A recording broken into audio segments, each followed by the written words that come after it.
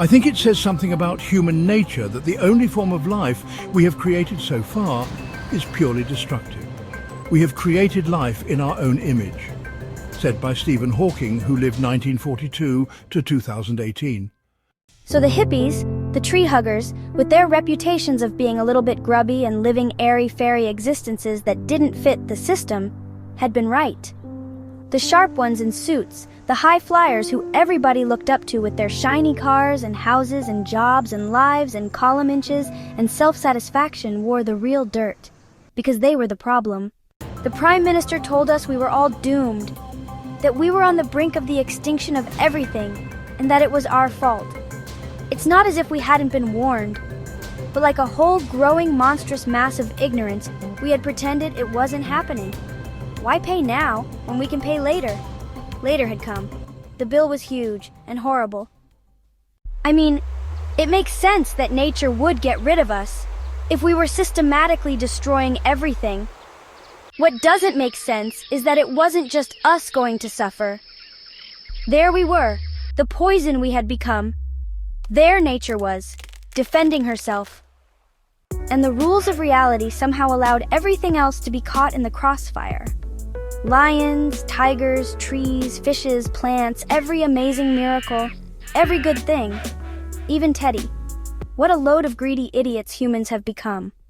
The Prime Minister said a scientist had come up with a design for a huge machine that would save us, and presented some pretty drawings, reminding me of a salesman who came around once trying to trick us into a new bathroom when the one we had was fine. He praised technology, our creation, our child, he said, for offering us a chance to endure. He made some half-cocked speech that should have been inspiring but sounded like a lie. Then he mentioned the price. He said that the fuel needed to get the machine rolling would be, not much. Just every living tree and plant and creature apart from people, on Earth. I covered Teddy's ears when he said that not even pets would be allowed to live, because they would be a waste of valuable resources. The other choice, and he didn't sound so happy about this one, was that if we decided not to be here anymore, to bow out, nature might have a chance to recover. Some species may survive, if we did it very quickly. So, us surviving at the expense of everything else, or everything else surviving without us. All people over the age of 13 on the planet could vote for whether to save people or nature. The referendum was going to take place in 6 days. Dad shook his head and said, "This must be some bizarre joke. It can't be real." I knew what he meant. It's like that, isn't it?